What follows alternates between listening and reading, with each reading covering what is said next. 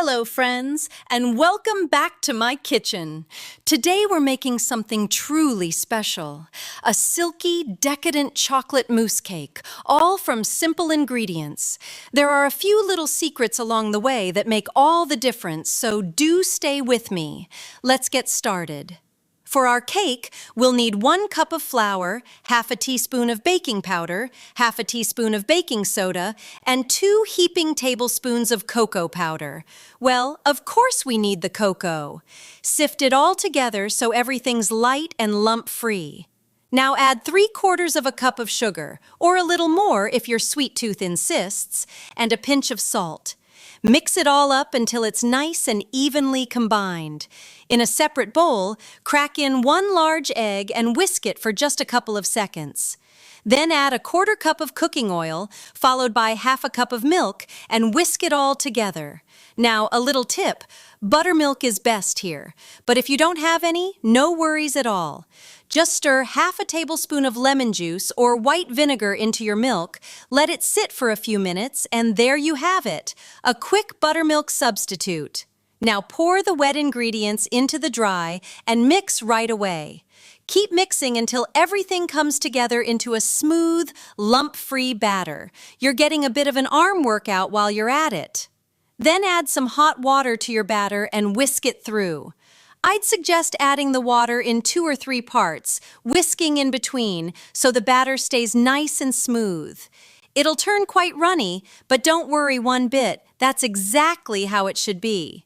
Now, generously grease the sides of an 8-inch springform pan with a little butter. And here's a neat little trick for the bottom. Take a sheet of parchment paper and fold it in half, then in half again, then diagonally, and diagonally once more until you have a triangle. Place the tip over the center of the pan to measure, then cut just beyond the radius. Unfold it, and there's your perfect circle. Snap the springform over it. Leaving the paper a little larger than the pan keeps our runny batter from spilling and makes removing the cake much easier later. And do this before you make the batter, friends, so you're ready to go. Now pour the batter into the pan, scraping out every last drop, and pop it in the oven to bake for about 30 minutes. You can check it's done by sticking a toothpick in the center. It should come out clean. While that bakes, let's make a little syrup. Combine a 1/4 cup of water with 2 tablespoons of sugar and heat it over medium, stirring constantly until the sugar fully dissolves. Once it comes to a boil, take it off the heat, add a teaspoon of coffee, and let it steep for a bit.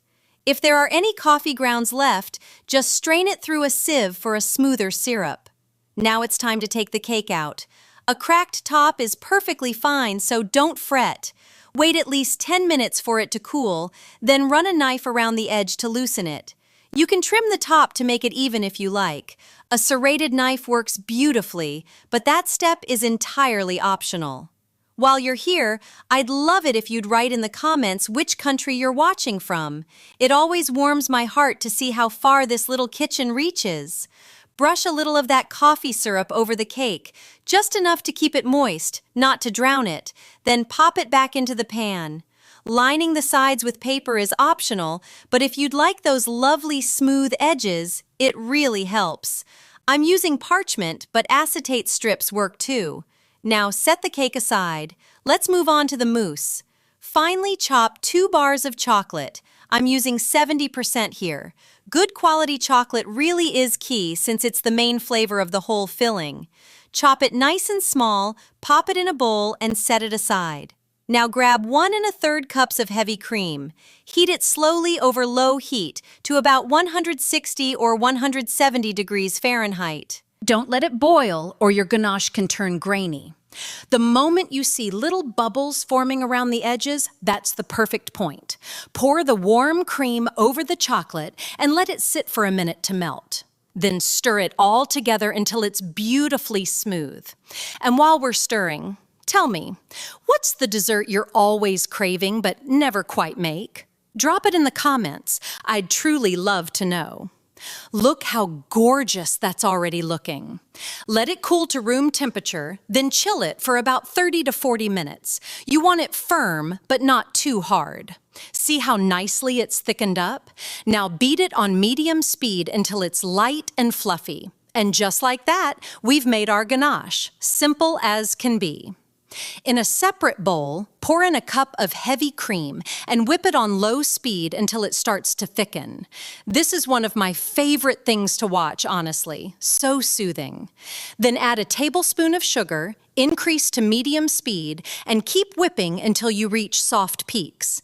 Just look at that. Fluffy, soft peaks, like a little cloud in a bowl. If you're enjoying this video, please give it a thumbs up and subscribe. It truly helps this little channel grow, and it means the world to me. Now here's a little trick worth paying attention to. Add about a third of the whipped cream to the ganache and start folding it in.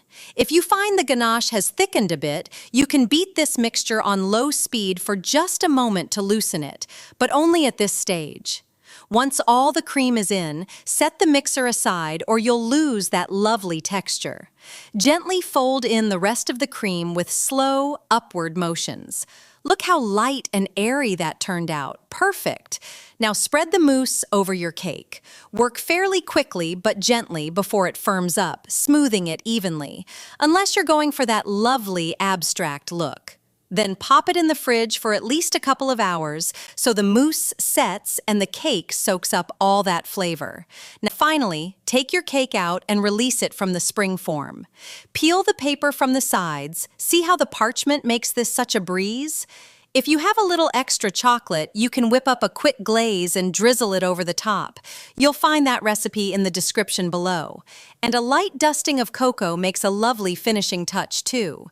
And there it is, friends, a silky, decadent chocolate mousse cake made from the simplest ingredients. Look how softly the knife glides through. Absolutely perfect. Thank you so much for joining me in the kitchen today. If you enjoyed this, please like and subscribe and come back soon for more. Take good care of yourselves, and I'll see you next time.